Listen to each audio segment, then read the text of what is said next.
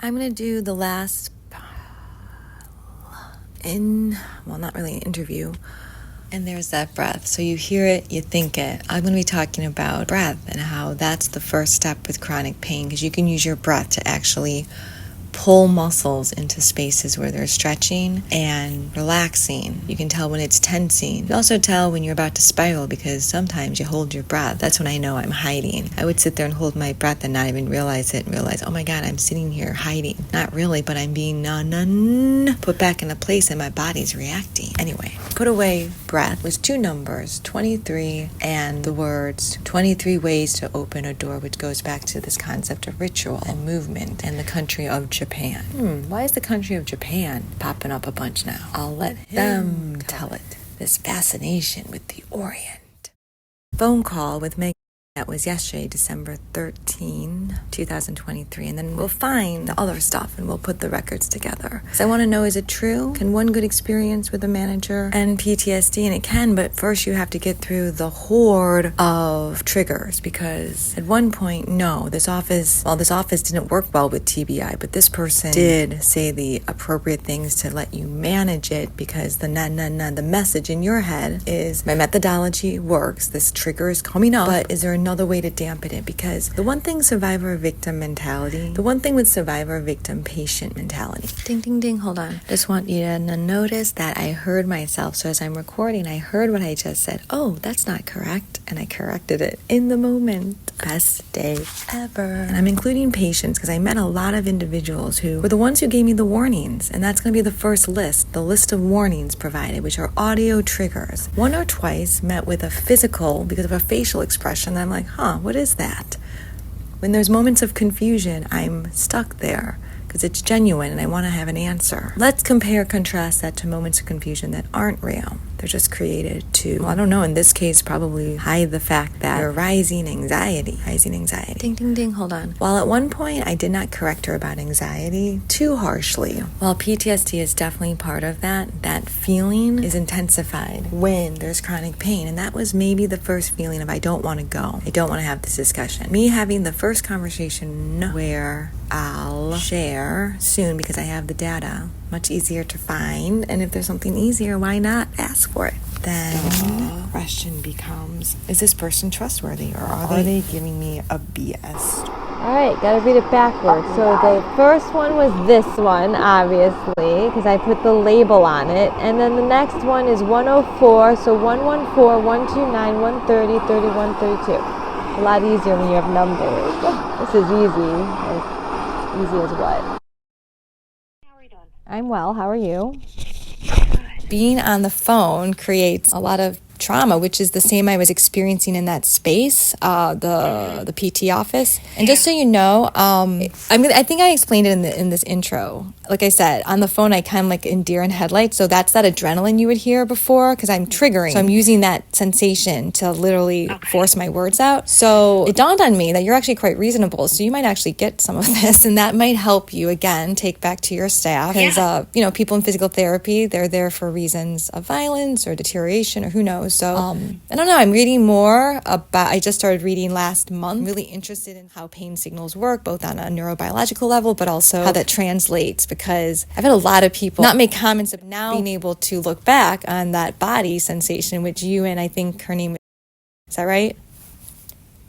Kay? Who did we sit with in that meeting? We had a meeting. Yes. She's the director again? What?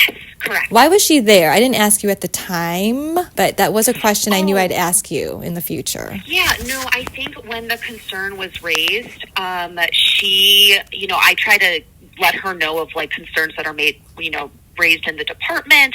And she just wanted to make sure, and she will sit with me sometimes when there are concerns, especially if it's something about like cleanliness. Obviously, I would escalate those with like our environmental service team.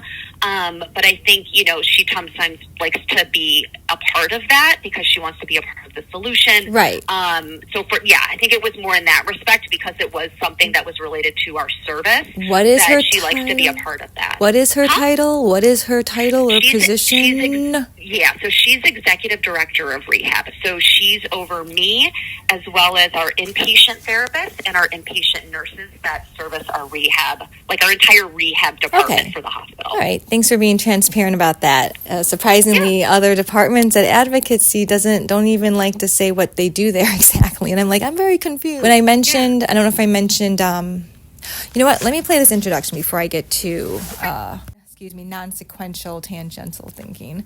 Okay, hold on. Because in addition to the stress of the phone call, it's processing speed and then obviously the topic we're talking about. So the funny thing is I don't label anything. I say label your folders, don't label people. But at 12:37, it's good data. And that's why I keep asking you about time data, numbers. I'm exposing myself to real life numbers. If you're wondering why I keep asking for that, I just want to see which departments understand how their technology works, because I get a lot of excuses with technology failing, and I think that's fine. But then do you have a collaborative relationship with your IT? I've been told that I have to go to medical records for those types of questions, and I'm thinking, wouldn't it be easier because you're an office administrator? Like, that's in my medical record. So it's just confusing.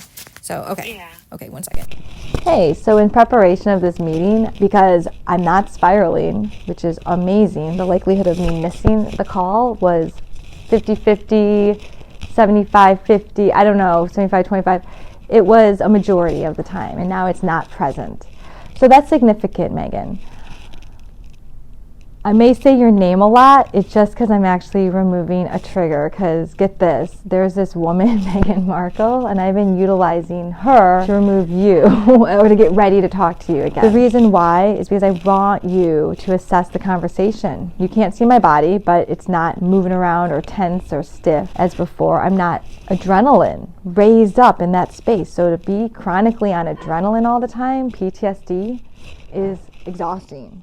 And yet if I met you at a time when I spoke really fast and you're not a doctor, because I would say, well, I'm trying to respect your time and there's too much to share. I mean, I have all these specialists, more healthcare than one should have in one lifetime, quite frankly. God, I can't even imagine. And why you need to have people sit together and have them explain stuff. Because I had somebody explain something to someone and started using my injury as a source of stress. Oh, we have no support. I'm so stressed out. No, you're not. I'm only stressed out because you're hiding. And I have to relive hiding, the sense of hiding. Really? But that's part of it. When I was younger, I was really good at hide and seek. So good, nobody could find me. I could hear people saying, okay, come out. And I wouldn't. And then I heard the grown-ups, you better come out of there.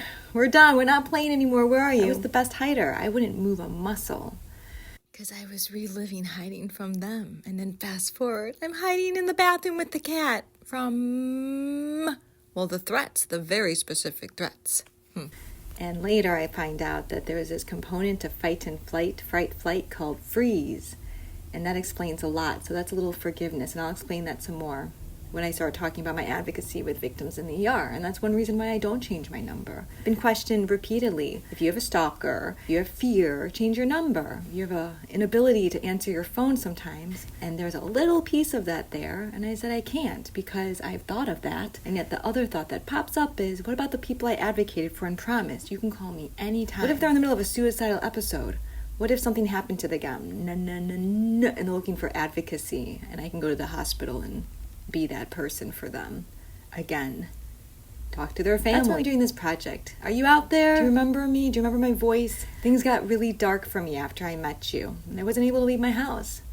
But when I was able to leave 2 weeks before, the mayor of Chicago, Lori Lightfoot at the time, closed down the city because I remember bumping into this kid and they had a work shirt on. And I said, who are you? What's your name? And I said, okay. Then I went immediately to the property manager because I said, hey, I've had violence with people who work here allegedly. And who is this person? Why was there no notice that we have a new employee? Fast forward. The company now does that, and it's very professional. So sometimes they have to, go through an experience like we went through, but they want to privately go through. And I want to publicly talk about it. Thank you. Ooh, the insurance. And that's the other thing. Who's going to pay? Who's paying? It's all about who pays and this brainwashing of women. And I said, oh, is that what that's all about? Not quite fully getting it, but now I get it. In a group, you might have said something, and I don't want to ever not be grateful because my parents taught me we die. So you better fix your mistakes as soon as you realize them. And you better say thank you, because you never know how that's going to help someone in their day. That could be the very thing that saves them that day. And until suicide, because of these hospital systems and the school system that explain, the healthcare system that explain the mentality of the, oh my God, and then Neptune's previous family confirming it, and then the family of the school, because they do the same tricks. Oh no, all those emails are gone. So I said, did you keep the examples of the writing I did to you every week about the students' improvement? Because you asked me to do that specifically. Was that something you asked me to do because maybe a principal, because they were loading on a lot of weird behaviors. They made me do a schedule every day. Couldn't figure it out with a paraprofessional because she didn't know her job. I wrote a recommendation for her as asked, so that's going to go out there. And guess what? Her name is Megan too. And that's all I'm going to say. I remember you. So I am a dedicated, truly trained, professional school teacher, a learning behavior specialist, because I work with kids with special needs. Do you think I talked like this when I was a school teacher? No. How could I? How could I? They would be talking like me. Jeez, I model everything. Quite frankly, I do it perfectly. So the difference was perfect. And on our wedding card, we were perfectly imperfect. Still the theme. Because what they do is they purposely keep you down so they can swoop in and soothe you. It's a sick cycle. But David Michalowski can tell you all about it. All right? Because he diagnosed it and explained exactly. Now I get it. I'm going to answer a question and I'm going to send it to the people that need to hear it. Absolutely. Because I got through something incredible and now I'm doing poetry. Whoa. I would never do this. I chose to be a school teacher because it fit my life for many reasons. One, it forces me to talk every day. I'm actually not a chatterbox, but I am expressive after the last assaults of 2015 with Neptune's previous guardian and the initial injury. With a school that could have prevented it, because there were no less than, I believe, 7 injuries prior, and then I also had 3 after that, and then 2 that were absolutely shielded by my paraprofessional. Thank you for doing that. And that's it. That's how I've been able to stay with the stories. All the people around me sharing how they suffered and their memories, and that I'm going to make it right for all of you. So instead I offer you a conversation, because advocacy is a dialogue, not a monologue. That's why it's impossible to do this. Please don't ask me for teaching advice or teaching anything unless the first words out of your mouth are, hey, what the hell are you doing on there? What is all that? Is that the PTSD or something similar? Because what do you think I've been doing? Getting it out. Because quite frankly, when you do it, you can actually find the origin of all that bullying of difference. And in this case, it was my face, apparently. All right, so we'll make that phone call tomorrow. Today, I need to get this out and get on that website to make those amendments. Thank you. So now I have an actual sleep schedule. The right shoulder, if you remember, which disabled me from typewriting, I can do now, so it's okay.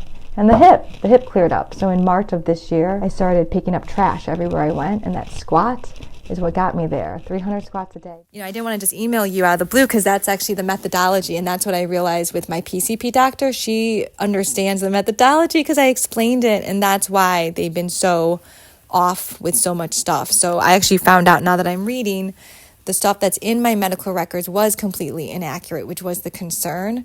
So okay. I don't know if you know who Meghan Markle is. Your name, just because it's not even the Meghan, it's the MM initials. So when I heard or saw that, I started using her as a way to dampen the triggers from you. Again, the adrenaline to have to talk. It's been a while since we spoke. I'm interested to know if you hear a difference in my voice. I'm not actually moving around. The 2 issues with me physically have not cleared up completely, the shoulder and the hip thing. Anyway, I just go on and on about that. So I'm just going to speed through that. This is significant to report, but is it? But kinda, because if I kind of have been trying to see if technology and current events, because current events will trigger, of course, there's anything connected, can actually do the opposite, and it actually did. The problem is once someone is in that memory loop, it took a long time to remove, so that actually aided the speediness of it. Yeah, when I say spiraling, that actually finally stopped in October. Yeah, okay. Yeah, that's why I think having the meeting or a call was significant, because I thought, well, I don't think I'm going to miss it this time, and that is, again, significant. Is what got me there. 300 squats a day, minimal.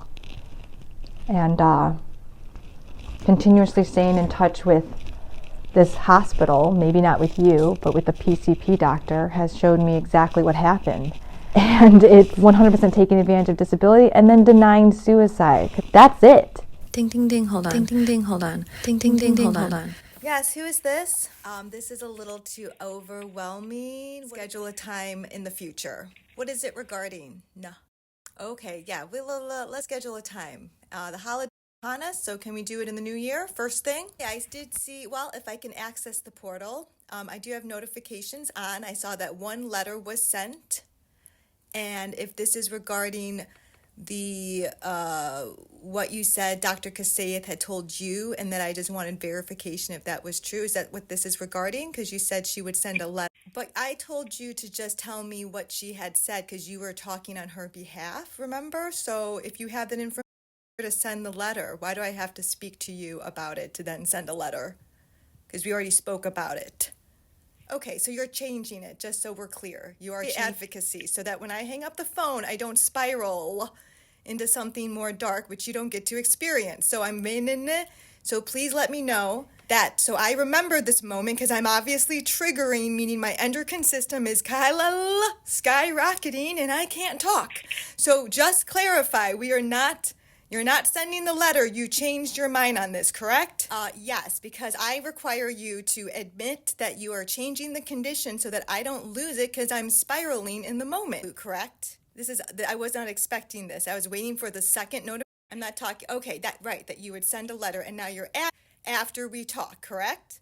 That is what's different. So it's not a big deal. Just confirm it's different so that I hear it and that I know what you're telling me, okay? Because it is different.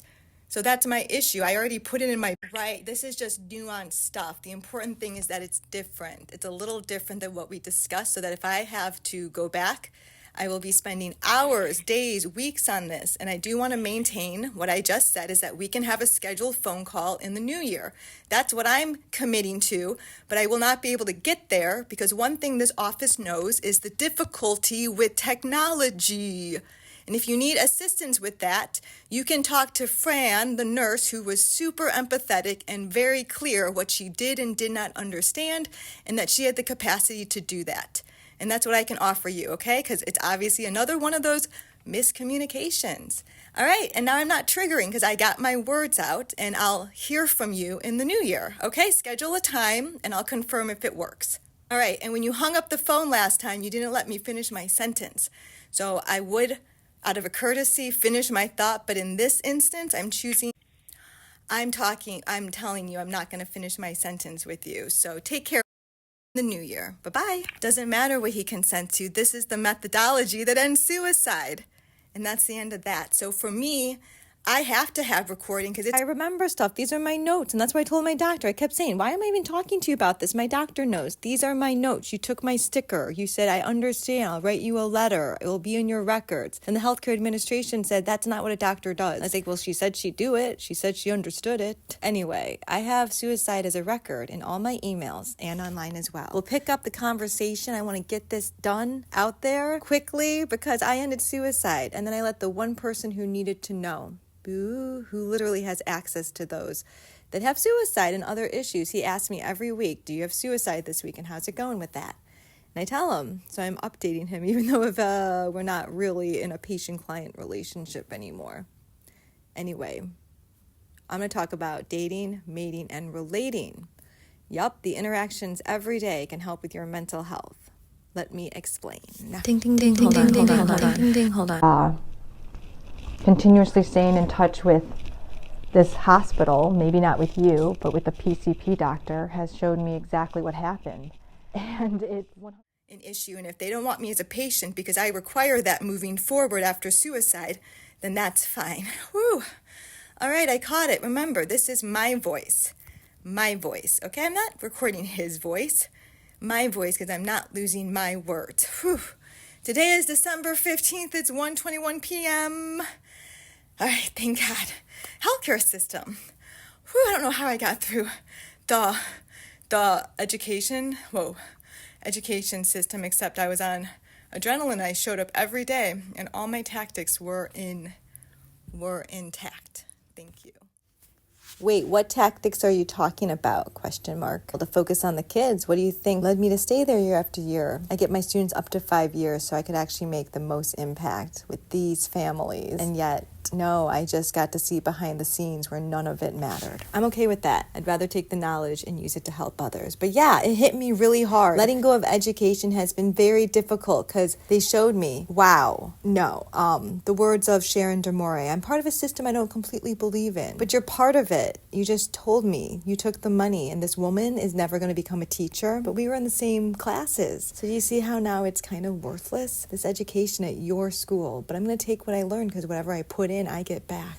All right, let's continue with advocate part-time manager. Sorry, but I was interrupted by a phone call and I wanted to post it because that's the way to say no to suicide. It's a body thing. I have to live through it. I'm a kinesthetic learner. I let my doctors know. I let all of them know that I'm documenting and that I'm building my advocacy from you. And now I get why it's a problem. Okay, they don't want to be called out.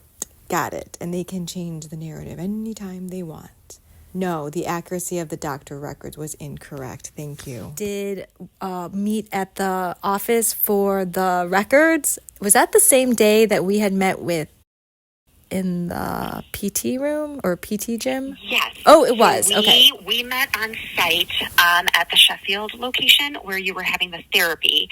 We had our discussion here, and then we walked over together to the medical records to see what information they needed so that you would be able to get that access. Okay, that's okay. I do remember, again, this is like a pre-writing exercise I do to kind of like clear up all the riffraff, because if I am doing sequential thinking, the best way to get rid of it, quite frankly, is like right before the phone call.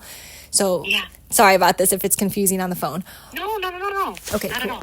So I'm only asking because when you offered that, again, little acts of kindness is literally what people need, because I don't remember if I told you I was not necessarily having suicidal inclinations, but I found a note and a visual record I kept. So I took a photo October 22nd, 2022.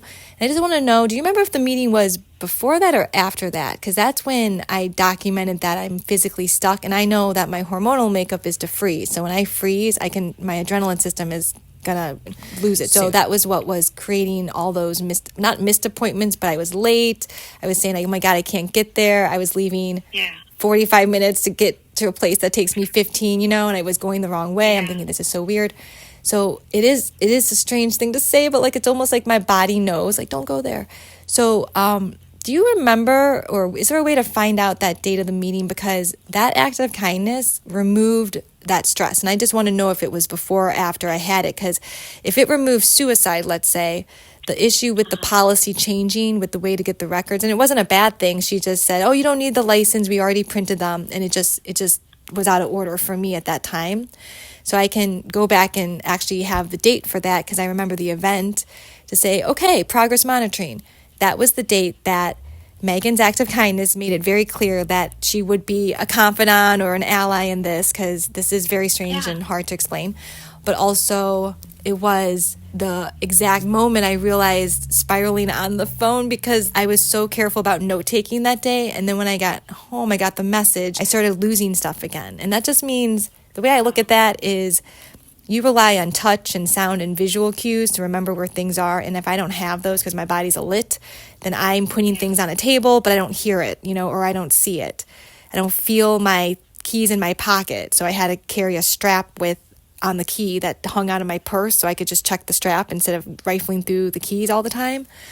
So I used to wear earrings that were dangly because I couldn't feel them. If I lost one, I was losing earrings. So I had to hear them so I could hear the earrings as I walked. So these are strategies I use. Like, I look back now and think, wow, they're kind of brilliant. But at the time, it was like, this is so weird. So do you have the date of the meeting? Again, I might be able to go through my emails now and check. So I could do that first. I have it. Oh, you do? Yeah. Great. I do. So that was, what I have down was 10/28 of 2000. Or no, I'm sorry, 10/26. Okay. It was around 2:30 p.m. I believe. Thanks for that. Just because, and that was 4 days after, so I was experiencing that adrenaline being in that space, or having to return to the space because I like to be professional, on time. Had the meeting. So I just like to do this to say, don't forget little acts of kindness do matter, because that removed the issue for me. Do you know what I mean? It relaxed the stress in the body. And then unfortunately, the stress from that little policy change, which again, people are like, oh, you're just, I haven't shared this with anyone. So it's like, that's very inflexible thinking. If someone was telling me a story, like, I really freaked out because they were able to print it. I'm like, well, isn't that better? But the problem is the license has, and they mentioned it, I was already like stealing my nerve to be like, okay, it's just a mistake from the DMV. Yeah. So that's something nobody knew about. But now I'm realizing what caused that, because that should not be enough to cause anyone to go into a tizzy. But it was the fact that when I heard license, and I thought, I think, is there any way not to do that? Because that's something that's hard for me to have in my possession, yet I need to keep it on me. So yes, okay, great. So thanks for that. Okay. And then ding, ding, ding. Hold on, just want you to know. What is that? So we spoke about suicide from the get-go, correct? I forget exactly what I may have said, but do you remember? I'm also going to ask you to assess what you hear here tonight, today, and what you heard back. Because I realized very few people. One was my lawyer, well, the union lawyer. I didn't have a lawyer in federal court, but he was the one guy that was like, wow, you sound better after, because I'd known him for 4 years. And I'm like, God, you're the only one who, knew me at the worst, and then could progressively, because we have, meetings every couple months for a while, and then every couple years. And I just thought, yeah, you know what? That's important to hear. So that really helps. Thank you. Because sometimes I think I sound better, and I'm like, wait, do I? I don't know. So it helps when somebody... It can. No, you do. You always have a lot of explanation, but I think before you can tell there was some anxiety around it, right? You wanted to make sure that either like I was trustworthy or whoever you were talking to would like be willing to listen. And now it just seems like smoother, calmer. You still have a really good way of explaining what like the points you're trying to get across and the why, which is great. But I hear a difference for sure. Thank you. Awesome. A lot of it is the chronic pain in that shoulder and hip have dissipated, and That's so good. Yeah, March 20 of this year, I started picking up trash in my neighborhood. So I counted like 300 squats. Yep, and that is what got me. So it is a type of physical therapy, but recently I was speaking to healthcare administrator, and what I realized is the doctor who was taking the note taking was not accurately putting it in there. So I was describing how my body was physically responding to PT, being positive, of course, but also stating I'm having a hard time getting there. So anytime I start missing appointments, I do realize that that's not my nature. Before injury, if anything, I like to be early. And again, it's like a respect thing, And I just thought this is just not me. So if I'm missing so many appointments so late, I'm noticing a different behavior to get out of my house. I have to prepare for it like 3 days before. Like, this is not normal. He didn't put that in the report, because one thing that I noticed is she would write like, stigmatizing things, like she ventilated a lot, and then I guess things were better, or she mentioned something not great with PT, but that she would not be returning. But if that note was just several days before, the same day that I got frozen at the gym, then I just know then I probably reported to the doctor that I'm speaking with administration because of the issues. So to kind of just let me think what I'm trying to say.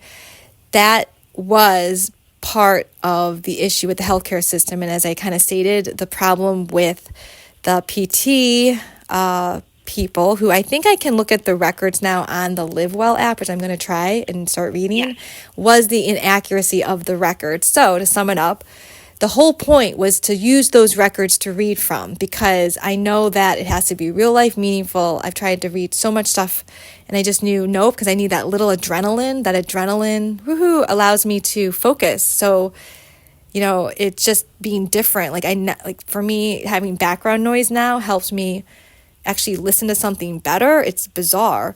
When in the past, I know I have to be at a library very quiet. So again, it's just learning, okay, things are just different when I'm thinking of processing and cognition and transitions. So the issue is I will go back and probably get those records to the main hospital office. I think I'm capable of going on my own, or at least asking somebody. And then that, again, is because of the memory that you had put in. So I'm kind of doing two things at once. I'm recording the methodology, remember, for PTSD, because these memories come up in a way and my body responds. So without the chronic pain, it's almost like, not that it was meant to be, but I can almost catch the trigger before it happens now, if that makes sense. I'm very aware of the body. That's why I use my voice to be so vocal. So when I get those records, I know that there's a process to amend the records, but that would have been the step that I wanted to take, not knowing if it was in there. But that was what was causing I don't want to call it like latent exactly, but a trigger, latent trigger, because the sense was this doctor who, I don't know if I told you, but he actually walked out of an appointment. And now that I had to review some of the hospital stuff, I think that was the moment he walked out, because he probably thought I was talking about suicide and I guess part of it too is to confirm that I did speak to you about this suicide. I don't know if that's something you remember. I don't know, it's kind of dark, but do you remember me mentioning it at all? I remember on the phone we talked about it, and I kind of said, again, it's been really difficult because of the suicide bit, but I don't know if I directly told you or Kim that. So do you remember? I know you've mentioned it. I know you've mentioned it in emails.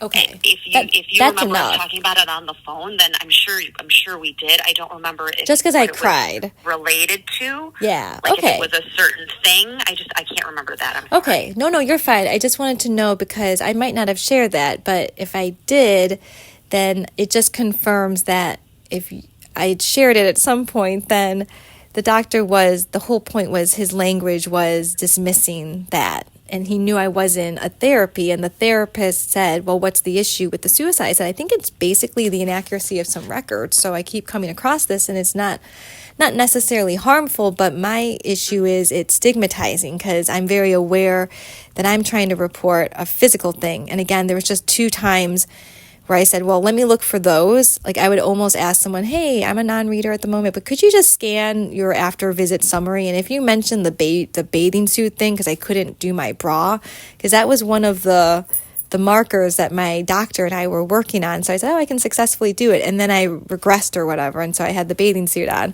So that was just a note for me to remind my doctor. And how else do I know if I'm physically better besides like doing things? So the more I can do things, the better. So amending the record. So for example, if I get the records and they have language in there that is stigmatizing, how open are you? Are you to edits and letting them know? Not that it's bad records to have an opinion or to say that the word was I think, and I didn't like that, because I said no, I know for a fact. I don't want the misinterpretation. The reality is when things are written sloppily like that, the act of misinterpretation, because diagnosis again isn't exact art. It's in the vicinity of this, so we can kind of narrow it down.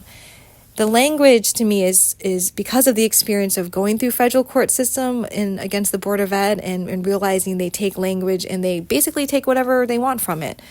That's why I'm not just in the likelihood of or unlikelihood of somebody going to court and having to interpret it in that way, but also just when somebody rereads that and you don't know their history, it can cause mental health issues. Because again, my doctor needed to know the physical stuff. And that's what I thought physical therapy was, like a collaborative relationship where he could look at the record and say, oh, she's physically getting better. And I remember being volleyed around between diagnosis, and because that was an experience that showed me, because I've seen that experience in psychology or psychiatry, where it is too much, and because you don't know which it is, how to eliminate it, but you just assume it's the other thing without actual facts.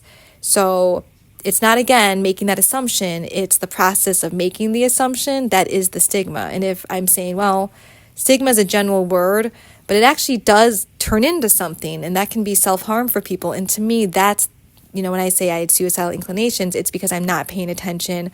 I don't want to die, but my body wants to not go to this gym anymore. So that was what was causing it. So I guess that's the next question. Would you be open to that? Because I am ready now to probably read those records.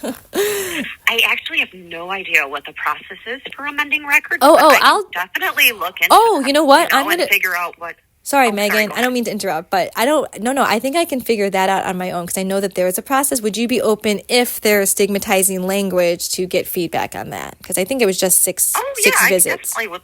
Okay, because that could be... I'd love to partner with you on that. Yeah, that would be something that's actually practical and would help others, and also allow me to actually work my brain a little bit, quite frankly, with somebody who is responsible and all of that. All right, and then the last thing... I remember from the pre-writing, actually. This is great. Okay, I'm very organized, if you can tell. I know, you do. you always have, you've got like the why, which is great. It's like, well, why am I asking this question? Because that's huge, right? Because then it helps me put into context the concern, how we can do better in the future. So I appreciate that. Oh, yeah, no problem. And then, oh gosh, I think I might have lost my thought. Oh, no. It's okay. Oh, you know what? At the administrative offices, and this was the problem, they're the ones telling me that you highly need to find a new physician because she doesn't think you have a trustful relationship. The problem with that is that I was just informed like a week ago that she is definitely my doctor and wants to have me as a patient because I just noticed that they had dropped me and I had a new physician. I said, oh, no, not this again. So I'm like, I don't want to have to explain it to someone new. So I just said, can I please keep my previous doctor? Like, what happened? And they found out it was a department clerical error. But in the meantime, this one manager, he just, we got off on the wrong foot because he said, I said, when was the last time you contacted me? He's like, I contacted you November 24th at 2:45 p.m. I said, oh, great. So do you remember the other two times? He's like, oh, no, I don't think I know. And I'm like, but you were very clear on the other time. And I just said, well, the purpose is so I can find it in my voicemail and just delete it and just kind of check it off the list. And we had not been properly introduced because she was supposed to find out if he was able to do conference calls. And instead she like dispatched me to him. And this is someone who's been trying to contact me about something. So I just said, was this regarding the fact that the explanation for why I got a new doctor? Because I was about to say, because I kind of figured that out already. I hadn't heard from you. And the other manager called me because I didn't know who my doctor was. But before I got it all out, he's just like, I didn't call, I did call you. You can look in your medical records. And he was just like kind of rude about it. So interestingly, he told me my doctor and I don't have a trusting relationship. I said, okay, well, can my doctor let me know? Because he kept saying, well, I'm not speaking for her, but I know this about her. And I said, okay, but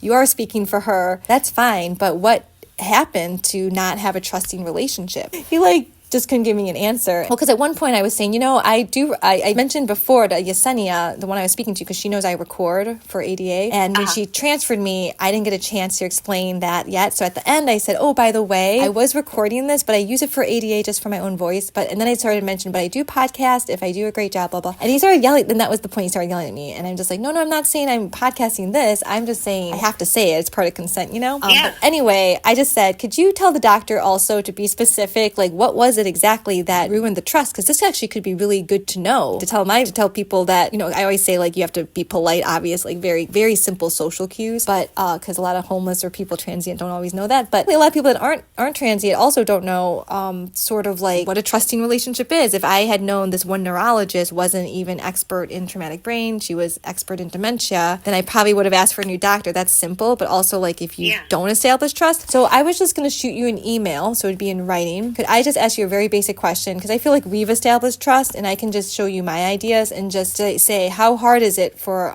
to ask a manager to explain why to somebody who, again, you just mentioned the why really helps you understand it. And he said, well, I can ask her, but doesn't mean she's going to do it. And I said, well, again, you're speaking for her. I thought we had a great relationship and I just found out I'm still with her. So I'm confused. So it was one of those phone calls that was out of order, I guess.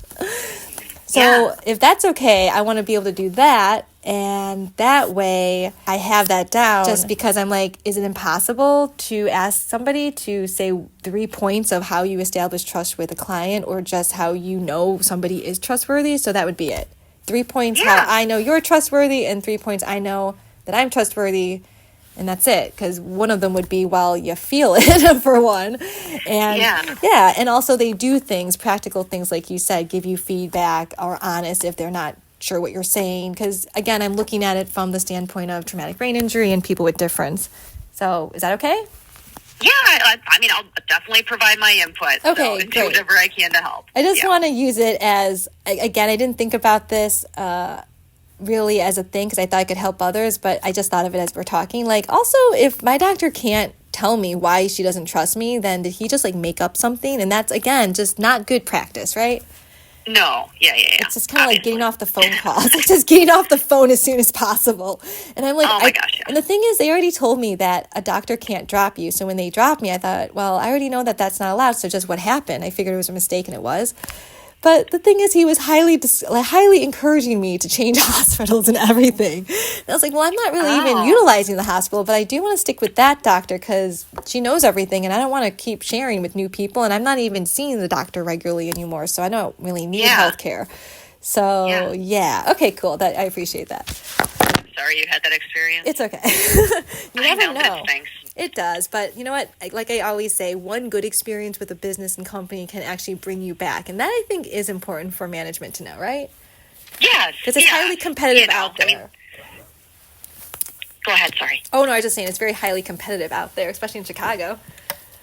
Well, yeah, and I mean, I went into this business to help people. Like, that's why, I would hope many healthcare providers go into the profession is to help people. So, I don't know. I just think sometimes when you hear these things and, It is, and it sucks because they bring everyone down. And the one thing that encourages me is people often say that I work with, like, they're just too afraid to say anything, and I totally get that. And I remember when I'm, like, afraid, I'm like, nope, I'm going to say it. Because I'm like, well, I do have this voice, and, like, I don't know, I think it's my education. I just feel like, well, I learned something new, and I want to make sure that people get the information they need, because it is less stress, and if people are less stressed, then that means mental health is actually getting better, right? And that's, like, a good thing for everyone, just for the violence factor.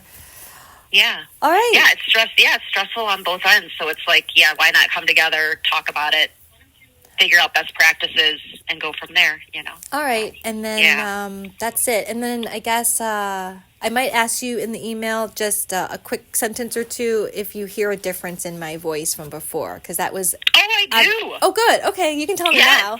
Oh, good. Sweet. So it is a type of physical therapy, but that was part of it. And it, oh my God, it was horrible because things were popping everywhere. But the difference is I don't have a reverberating pain. So when I do have pain, it shoots up and then it stops versus shooting up and then reverberates down my body parts. So that is the biggest factor. And that I think is contributing to the more clear thinking, the heightened anxiety in my voice, which to me is me just like fighting the battle of the processing speed, which nobody hears or sees. But yeah, that's great. Thanks, Megan. Yeah. All right. That's so nice. You did something nice. I mean, you used it also to like give back to your community, which is well, that was part of it because I thought, what's going to motivate me enough to do this? And I was with a community service, Lincoln Park Community Service, and the CEO was saying she wanted to de-demonize the homeless, so she would have them outside picking up trash. We could do a community thing where we all pick up trash together. So that was the motivation to do it, because sometimes it really hurt to pick up trash. But I kept thinking, nope, I'm de-demonizing the homeless. But not just that. That's why the intensity of the triggers, because I've been part of these neighborhood associations, and when I showed up at your annual fundraiser intro to the gala, ways for you to ask for money and ask us to ask others for money and ways to support you, I want to see your services. So I waited for FaceTime. My alderman and alder person, well, he's a man, Walter Burnett Jr. was there, met him. And I just said, I'm a survivor of violence in the neighborhood. I'd like to talk to you. And then she cut me off. Yeah, let's do lunch. I've been calling her. And she never responded.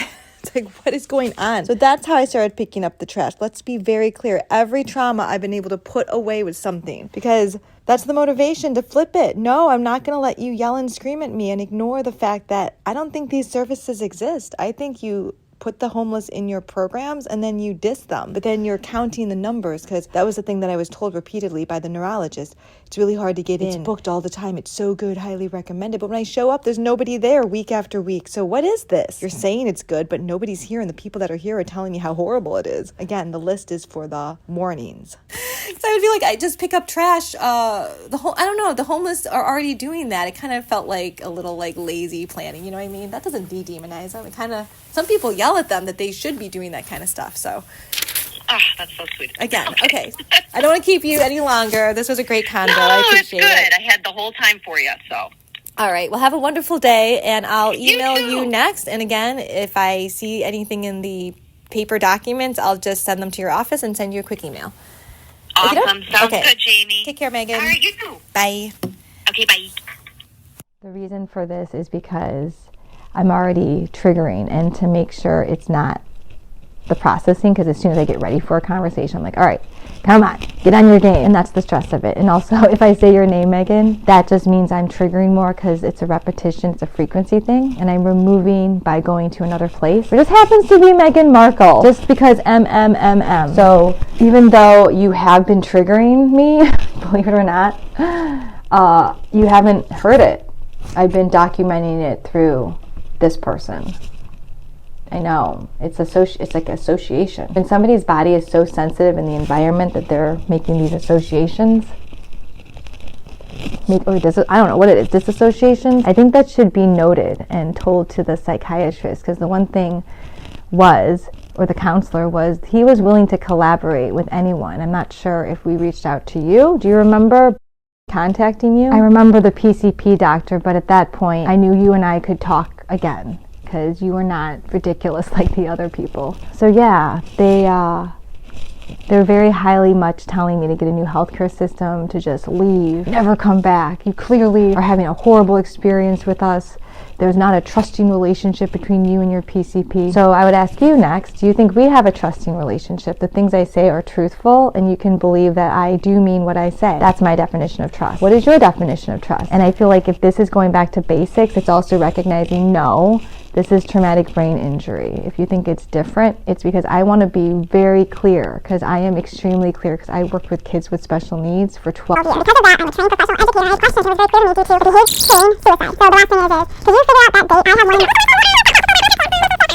From the gym to the hospital. Finding that office, that action removed it, but what made it come back was that policy thing. Is there a way for you to write that in a letter for me, just to make it super clear? And if it's something where I just want to maintain that because that's the moment suicide hit, and that's a date I don't think I have, because I don't remember how we ended up talking. Was it after the meeting with Karen or Kay? So that's the part of the memory. So that's why when I say trustworthiness, truthfulness, I'm truthful that I don't remember that bit. How did we get to the hospital? And then you complimented my sunglasses. And I haven't lost those, which tells me you are not a trigger. All right. I think that's it. I know it's a very weird thing to say, but without the phone, I can say it. If I was on the phone, I would not be able to come up with the words. So thank you for letting me have this introduction. Take care. All right, and now I can find it. Check it out, and now I can find it. Where is it? What am I looking for? Ding, ding, ding, ding. There we go, the schedule.